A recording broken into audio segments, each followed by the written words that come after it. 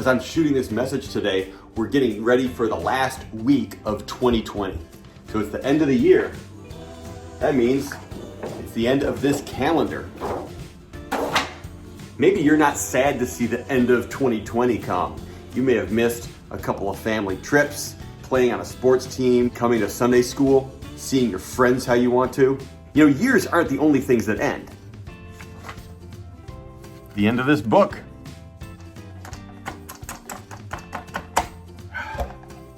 The end of this hand sanitizer. The end of this rope. The end of this bag of veggie straws.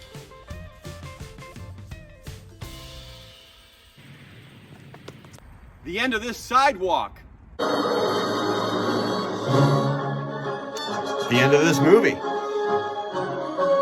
Sometimes endings are kind of sad. But one thing that God promises, He says, I make all things new. In fact, God is all about new beginnings. When Jesus was just 8 days old, Mary and Joseph, they took him to the temple. That's what you did back then. And while they were at the temple, this guy named Simeon, he saw Jesus, and he announced that God had just made a new beginning in the life of his people. Because God's family was going to include more and more people. This was new. Every time now that someone comes to know Jesus, every time someone is baptized, every time you pray and you ask God for forgiveness and receive that forgiveness, right now, point to yourself. God begins a new work in you. He prepares you with a life with Him that's not going to have an end. And God is going to do new things in your life this year too. You can expect that. New ways that you can discover His Word, new ways that He can show you how you can follow Him.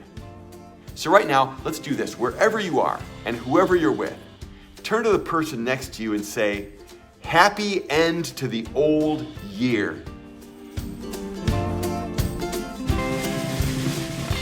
And now turn to them and say, happy beginning of God's work this new year.